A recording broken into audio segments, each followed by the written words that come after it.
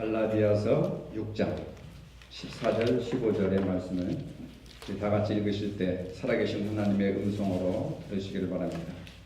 같이 읽겠습니다. 그러나 내게는 우리 주 예수 그리스도의 십자가 외에 결코 자랑할 것이 없으니 그리스도로 말미암아 세상이 나를 대하여 십자가에 못 박히고 내가 또한 세상을 대하여 그러하니라. 할례나 무할례가 아무것도 아니로되 오직 새로 지으심을 받는 것만이 중요하니라. 아멘. 미국의 기독 실업인으로서 국민들의 존경을 받던 아더 미다스라고 하는 장로님의 이야기입니다. 그는 한때 미국의 10대 재벌 중에 한 사람이었고 한국의 대학생 선교단체에 50만 달러를 기증하고 7억 달러를 들여서 선교재단을 설립하는 등 남다른 일을 돕는 일에 물질을 엄청나게 사용했던 사람입니다. 여러분 7억 달러면 우리나라 돈으로 얼마나 되는지 아십니까? 7천억입니다. 50만 달러면은 우리가 상상하지 못하는 금액을 한국 대학생 선교회 CCC를 위해서 물질을 사용한 사람입니다. 어느 한 날 한 기자가 그에게 물었습니다. 신앙과 인생의 성공 비결이 있다면 그것이 무엇입니까? 그는 주저하지 않고 내게는 아주 간단한 5가지의 신앙 철학이 있습니다 라고 하면서 기자에게 말합니다. 첫째, 주일 성수를 철저하게 했습니다. 둘째, 온전한 11조를 드렸습니다. 셋째, 하루의 첫 시간을 기도로 시작하였습니다. 넷째, 내 가정의 주인을 예수님으로 모셔드렸습니다. 그리고 마지막으로 시간과 돈을 선한 사역에 사용하는 것이었습니다. 이렇게 아주 간단하게 누구라도 사용할 수 있고 할 수 있는 이러한 평범한 이야기를 얘기한 것입니다. 그런데 그것을 실천하였더니 하나님께서 엄청나게 부어주셨다고 하는 간증을 하고 있는 겁니다. 하나님은 우리가 더 신앙적인 인생을 살기를 원하시는 겁니다. 더 부자되고 더 잘 살기를 원하시는 하나님이 아닙니다. 신앙적으로 살면 하나님께서 나머지는 부어주신다고 하는 겁니다. 하나님의 뜻에 순종하는 사람은 풍요로운 인생을 살아갈 수가 있는 것입니다. 오늘 여러분들은 어떤 인생을 살고 있다고 생각하십니까?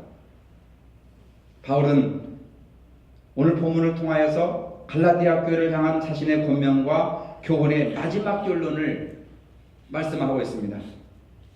그리스도를 믿어서 거듭난 성도들에게는 십자가 외에 자랑할 것이 결코 없다고 강하게 강조하고 있는 겁니다. 이처럼 오늘 우리에게 가장 중요한 것은 주님의 십자가를 믿고 새롭게 된 삶을 살아가는 것이 가장 중요한 것이다. 본문을 통해서 그러한 삶을 살펴보도록 하겠습니다. 첫째로 성도의 자랑인 십자가라고 하는 겁니다. 오늘 여러분들은 무엇을 자랑하며 살아가고 있습니까? 지금까지 무엇을 자랑하며 살아왔습니까, 여러분? 세계에서 가장 크다고 자처하는 세계의 강이 서로 자기 업적을 자랑합니다. 물론 우아입니다. 나일강이 긴 목을 빼고 거만스럽게 말합니다. 나는 매일 4,000마일 이상의 여행을 한단다. 나보다 더 긴 강은 없을걸. 이렇게 자랑을 하니까 다뉴브강이 입을 삐죽거렸습니다. 나는 매일 무거운 짐을 나르고 있습니다. 내 품 안에 안긴 저 수많은 패들을 보세요. 옆에서 가만히 듣고 있던 겐지스강이 이렇게 타이릅니다. 이 어리석은 친구들아, 나를 좀 보라고. 사람들은 이 거룩한 물에 몸을 씻기 위해서 구름대처럼 매일 나에게 달려들고 있어. 사람들의 죄를 씻어주는 내가 이 세계에서 최고의 강이 아닌가. 새 강의 다툼을 지켜보고 있던 작은 개울이 말을 합니다. 나는 자랑할 것이 없어요. 다만 저는 비가 오면 그것을 저장했다가 농부들이 농사짓는 논밭으로 흘려보내지요. 그것으로 논밭에는 풍성한 열매가 맺히고 굶주린 사람들을 돕는 아름다운 열매를 맺게 한답니다. 저는 단지 물을 흘려보내는 작은 강일 뿐입니다. 여러분, 성경의 사람은 자랑하지 않는다고 말했습니다. 자랑하는 대신 조용히 작은 개울처럼 남에게 유익을 주는 삶의 태도를 사랑이라고 말하고 있습니다. 세계에서 가장 크다고 자처하는 세계의 강보다 작은 개울이 더 성경적인 태도가 아닐까요, 여러분? 우리는 성공의 규모나 성공의 기준을 규모나 크기나 또는 모양으로 이렇게 결정을 짓습니다. 하지만 성경은 눈에 보이는 것보다도 규모나 크기보다도 하나님의 말씀대로 살아가고 있는가 하는 내면적인 것을 보시고 평가하신다는 사실입니다. 무엇이 핍박자 사울을 사도 바울로 만들었으며 고기 잡는 어부 베드로를 거꾸로 십자가에 못 박혀 죽게 만들었는가? 무엇이 요한을 사랑의 사도로 만들었습니까? 오직 그리스도의 십자가만이 이와 같은 놀라운 변화를 가져올 수 있게 한다고 하는 것입니다. 그렇기 때문에 예수님은 요한복음 14장 6절에 내가 곧 길이요 진리요 생명이니 나로 말미암지 않고는 아버지께로 올 자가 없느니라. 오직 나만이 길이요 진리요 생명이라. 오늘 본문 14절에 보니까 그러나 내게는 우리 주 예수 그리스도의 십자가 외에 결코 자랑할 것이 없노라. 박해를 피하기 위해서 십자가를 부끄러워하면서 할례를 자랑하는 율법주의자들과는 반대로 세상에 보기에는 십자가는 너무나도 연약하고 고통스럽고 불편하고 불행의 상징이었지만은 바울에게 있어서는 가장 큰 자랑거리였다고 하는 겁니다. 내게는 우리 주 예수 그리스도의 십자가 외에 결코 자랑할 것이 없노라. 바울은 이 말을 하기에 앞서 13절에 이런 말을 하고 있습니다. 갈라디아 교회 교인들은 육체로 자랑하고 있다. 육체로 자랑하고 있다. 갈라디아 교인들은 할례를 강조하고 이것을 자랑하고자 했던 것입니다. 분명히 이것은 바울이 볼 때의 구원이 아니었습니다. 복음이 아니었습니다.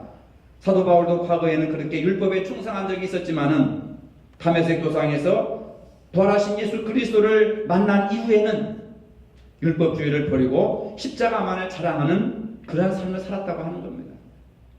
오늘 여러분들은 무엇을 가장 큰 자랑거리로 생각하고 살고 있습니까?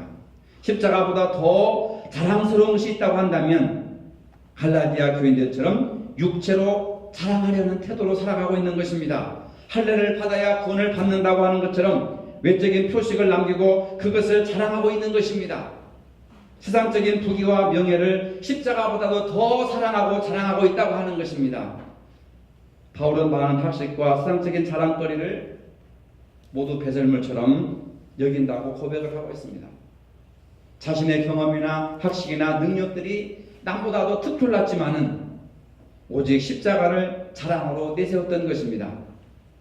바로 오늘 우리도 사도 바울처럼 예수를 믿는다고 한다면, 내가 예수를 영접하고 예수님의 자녀가 되었다고 한다면 이제는 세상적인 것을 자랑할 것이 아니라, 가문을 자랑할 것이 아니라, 나의 어떤 형편을 자랑할 것이 아니라 나를 구원하신 예수 그리스도의 십자가만을 자랑해야 될 줄로 믿으시기를 바랍니다.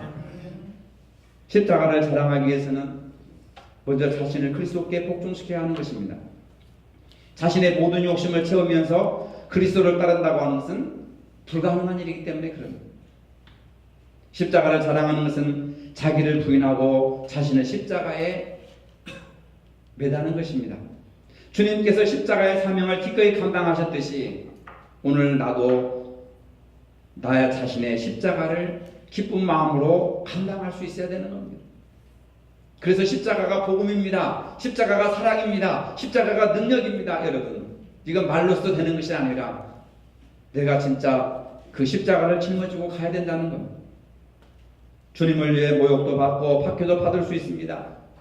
교회를 위해서 헌신하고 충성도 해야 됩니다. 스데반은 주님을 전하다가 돌에 맞아 순교를 당하였습니다. 자신이 믿는 예수님의 가르침을 따라 사는 것이 바로 십자가를 자랑하는 생활인 것입니다. 두 번째로 십자가에 못 박힌 성도입니다. A.W. 토저라고 하는 사람이 쓴 철저한 십자가라고 하는 책에 이런 이야기가 나옵니다. 언젠가 한 젊은이가 십자가에 못 박힌 삶을 가르치는 나이 많은 성도를 찾아갔습니다. 젊은이가 이렇게 질문을 합니다. 어르신, 십자가에 못 박힌다는 것이 도대체 무슨 뜻입니까? 십자가에 못 박힌다고 하는 것이 무슨 의미입니까? 이렇게 물으니까 이 나이 많은 성도가 한참 생각하더니 이렇게 대답합니다. 그것은 세 가지를 의미하네. 우선 십자가에 못 박힌 사람은 한쪽 방향밖에 볼 수가 없지. 무슨 말입니까, 여러분? 십자가에 못 박힌 사람은 오직 한쪽만밖에 못 보는 거예요. 뒤에서 무슨 소리가 들린다 해도 십자가에 달린 사람은 몸을 돌이킬 수가 없기 때문에 뒤를 바라볼 수가 없는 겁니다. 십자가에 못 박힌 사람은 오직 한 방향만을 보게 되는데 하늘의 방향이요 영생의 방향이라고 하는 겁니다. 십자가에 못 박힌 사람은 불평과 불만을 하고 비난을 하고 손가락질을 하고 누가 욕을 해도 뒤돌아볼 수가 없습니다. 왜? 십자가에 못 박혔기 때문에 나무에 이렇게 매달려 있기 때문에 뒤를 돌아볼 수가 없는 거예요. 오직 말씀 따라 성령의 인도 따라 살아갈 수밖에 없는 겁니다. 우리는 예수를 믿는다고 하면서 십자가로 구원을 받았다고 하면서 좌로 치우치게 되고 우로 치우치게 되고 뒤로 돌아서게 되고 주저앉게 되고 넘어지게 되고 오만 가지 일들을 다 하면서 십자가를 짊어지고 있다고 거짓 고백을 하고 있는 거예요. 나이 많은 성도는 두 번째로 말합니다. 십자가에 달린 사람이 할 수 없는 것이 또 있는데 그것은 자기가 있었던 곳으로 다시 돌아갈 수 없는 것이라네. 십자가에 달리기 위해서 집을 나서는 사람이 다시 직장이나 가정으로 돌아갈 수가 없습니다. 십자가를 진다고 하는 것은 죽으러 가는 겁니다. 다시는 돌아오지 못할 길을 가고 있는 것입니다. 옛날의 생활 방식대로 살아갈 수 있습니까? 과거의 생활로 되돌아갈 수가 있는 것입니까? 십자가에 못 박힌 사람은 과거의 생활 방식으로 돌아갈 수가 없고 그리고 과거의 구습으로 되돌아갈 수가 없는 겁니다. 죽음을 향해서 저 골고다 언덕을 향해서 앞으로만 나가야 된다는 겁니다. 세 번째로 나이 많은 성도는 젊은이 십자가에 못 박힌 사람이 가질 수 없는 세 번째 것은 자신의 계획이라네요. 십자가에 못 박힌 사람은 계획을 세워도 아무 소용이 없습니다. 왜? 죽으러 가는 사람이 3일 후에 내가 뭘 해야 되겠다. 1년 후에 내가 뭘 해야 되겠다. 그런 계획이 무효하다는 것입니다. 그의 계획에 대한 모든 결정권은 누군가의 다른 손에 넘어가 버렸기 때문에 나를 죽이고 나를 살리는 사람의 손에 나의 계획이 결정되어 있다 그 말입니다.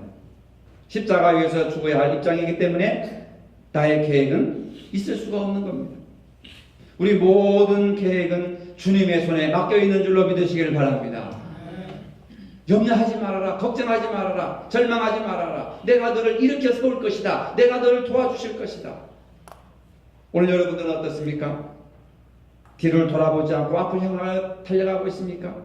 이루지 못할 계획을 가지고 잠을 못 이루면서 한숨을 쉬며 괴로워하고 있지 않습니까? 십자가에 자신을 못 박은 성도는 무익한 겁니다. 이러한 모든 것들이 무익한 것입니다. 바울은 과거의 율법에 대한 열심히 진리를 배격하고 주의 성도들을 수없이 핍박했지만은 주님을 만난 이후로는 이러한 무가치한 것들과 철저하게 단절을 하는 것입니다. 성도들이 십자가에 못 박혔다고 하는 것은 잘못 믿고 잘못 살아온 과거의 습관을 버리는 것입니다. 잘못된 언어와 행실에서 떠나는 것입니다. 변화되는 것입니다. 예수 믿기 이전과 예수 믿은 이후의 삶이 달라지지 않았다면 그 사람은 예수 믿는 것이 아닙니다. 그냥 교회만 다닐 뿐입니다. 우리들은 비록 이 세상에서 살아가는 그러한 세상 사람들과 똑같은 존재들이지만은 우리가 영원히 거할 처소는 이 세상이 아니라 하늘에 있음을 명심해야 되는 겁니다. 지금까지 살아온 태도와 습관으로는 하늘나라의 시민권이 될 수가 없습니다. 만약에 된다면은 바울이 갈라디아서를 쓸 필요가 없겠지요. 과감하게 자신의 옛 모습을 십자가에 못 박아버려야 하는 것입니다. 아무런 가치 없는 욕망들을 십자가에 못 박아야만 정녕 새로운 삶을 살아갈 수가 있는 것입니다. 그래서 십자가에 못 박힌 성도는 오직 한쪽 방향만 볼 수밖에 없습니다. 뒤를 돌아볼 수가 없습니다. 과거의 구습으로 돌아갈 수가 없습니다. 옛사람으로 돌아갈 수가 없습니다. 자신의 계획대로 할 수가 없는 겁니다. 모든 것을 주님께 맡기는 삶을 살 수밖에 없는 것입니다. 그리고 세 번째로 새로 지음을 받은 성도로 사는 것입니다. 찰스 콜슨이라고 하는 사람이 쓴 이것이 인생이라고 하는 책에서 의미 있는 이야기를 하고 있습니다. 무엇이 선인가?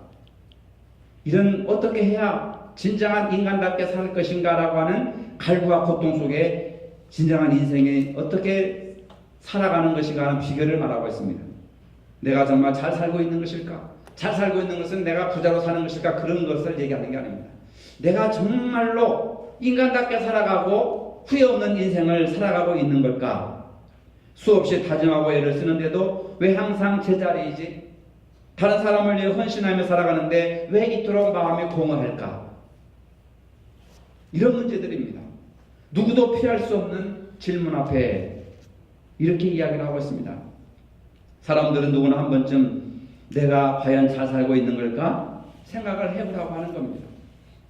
일이 잘 풀리지 않거나 사업이 안 되거나 인간관계가 뻐그러지거나 잘못을 저질러서 자신에게 실망하고 좌절할 때에 내가 이렇게 살아가는 것이 과연 잘 사는 것인가 하는 질문을 한번 해보라고 하는 겁니다.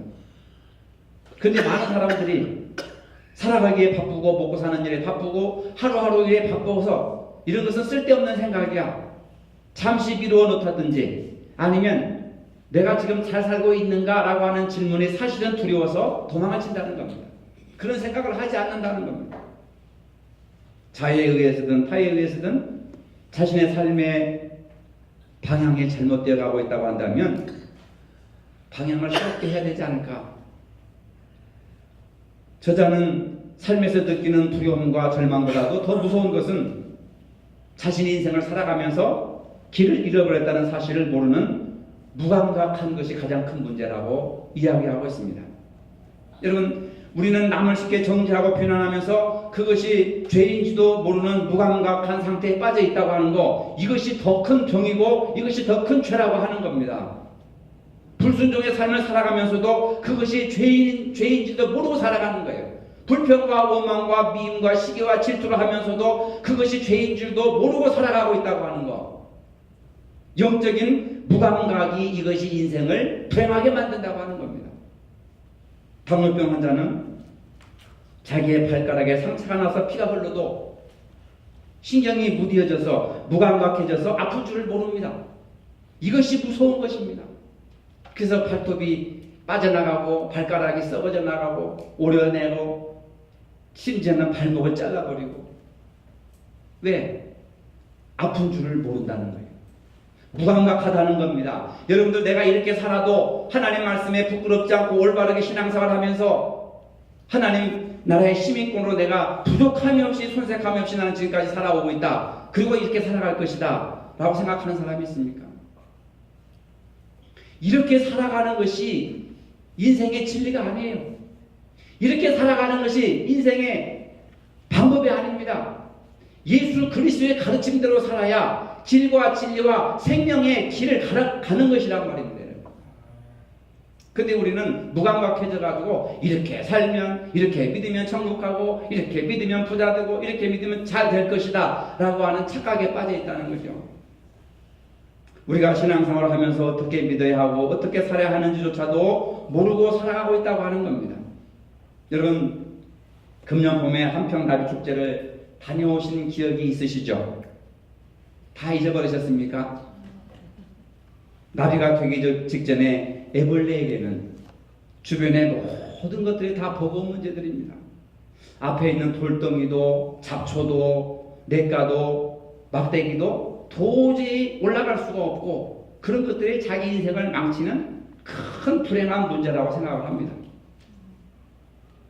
그러나 나비에게 있어서는 이 모든 것들이 구경거리가 되고 안식처가 되는 것입니다. 나비는 허허를 날아서 돌덩이에 앉아 쉬기도 하고, 냇가에서 쉬기도 하고, 풀 위에서 쉬기도 하고, 막대기에서도 편안하게 쉬기도 합니다. 나비에게는 이러한 것들이 버거운 문제가 아니라 재미있는 장난감이 되고 맙니다.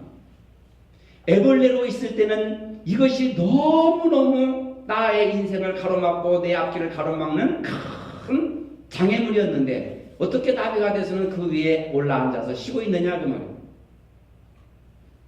우리도 거듭나지 않으면 애벌레처럼 살게 됩니다. 자식이 문제요, 남편이 문제요, 며느리가 문제요, 부모가 다 자신을 괴롭히고 힘들게 하는 무거운 버거운 문제거리로밖에 나오지 않습니다. 그래서 미워하게 되는 거예요. 시기하고 질투하게 되는 겁니다. 그러나 애벌레가 나비로 거듭나면 문제로 여겼던 모든 것이 행복하게 여겨진다고 하는 사실입니다. 애벌레는 나뭇잎을 먹고 살죠. 오늘 주일학생들에게 요나에 대해서 얘기하면서 요나가 니느웨가 멸망하나 안 하나 보려고 중턱에다가 불을 파고 숨어 있는데 그 위에 박는 불이 이렇게 딱 내려와가서 시원하게 했잖아요. 너무 감사하고 너무 좋은 거예요. 하나님께서 그 다음날 애벌레를 통해서 박는 불의 이파를 다 갉아먹게 하니까 햇빛이 쨍쨍 세잖아요. 하나님 이 더위를 견디는 차라리 나를 죽여주세요.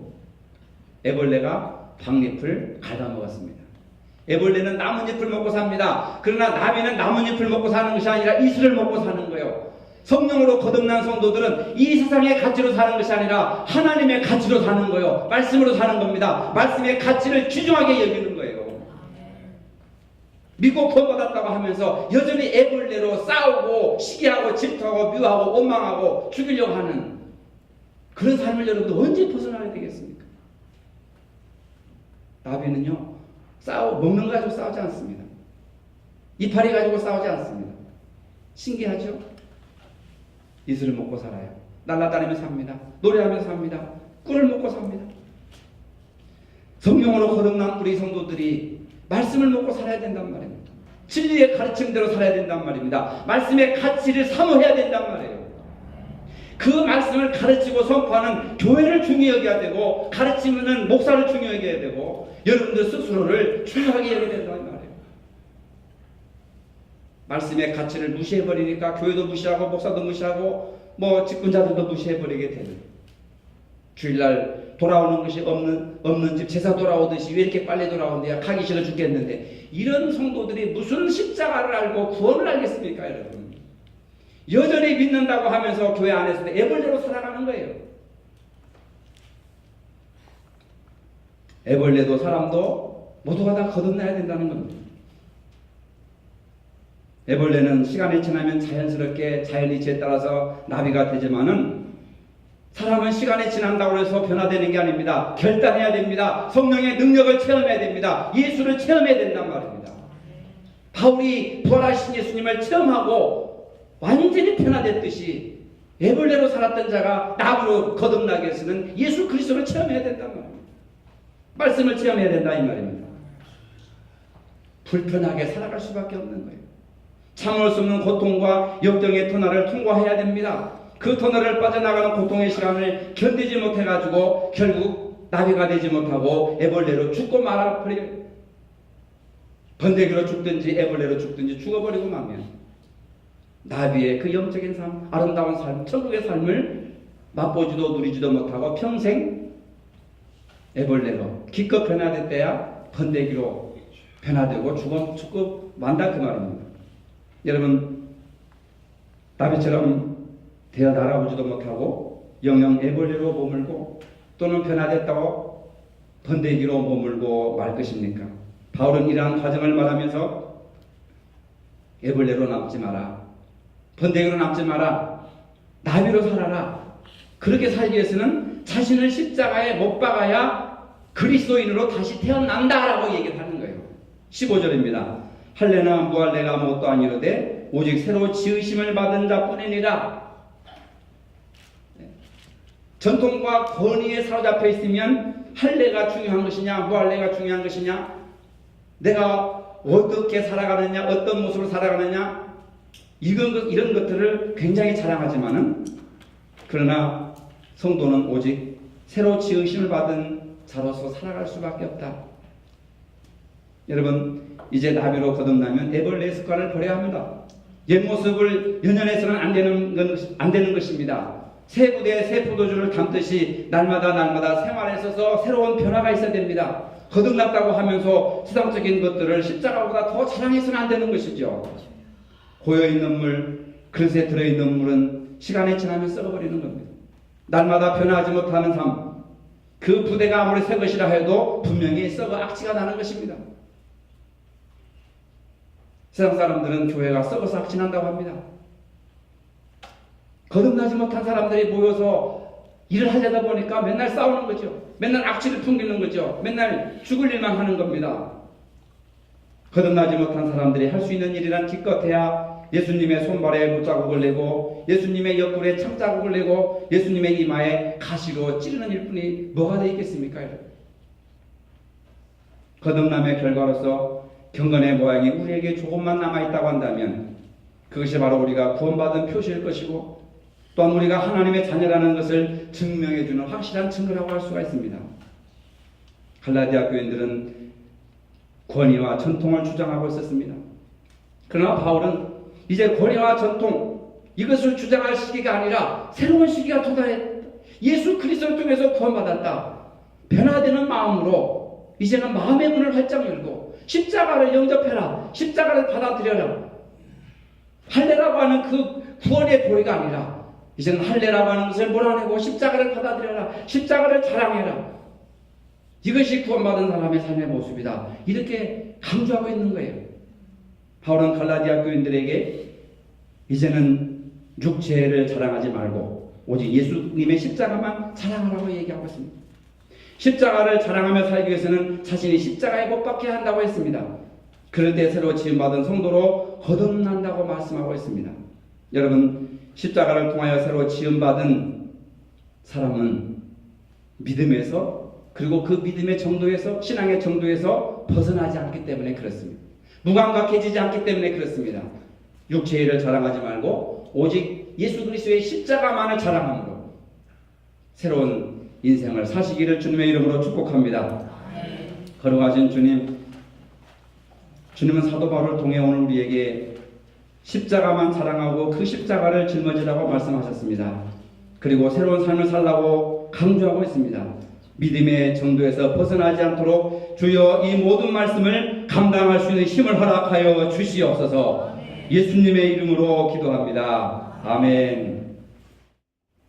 이제는 우리 주 예수 그리스도의 은혜와 하나님 아버지의 무한하신 사랑과 성령의 교통하심이 십자가를 통하여 새로운 삶을 살기를 원하는 사랑하는 모든 성도들 머리 위에 이제로부터 영원토록 함께 하시기를 축원하옵나이다. 아멘.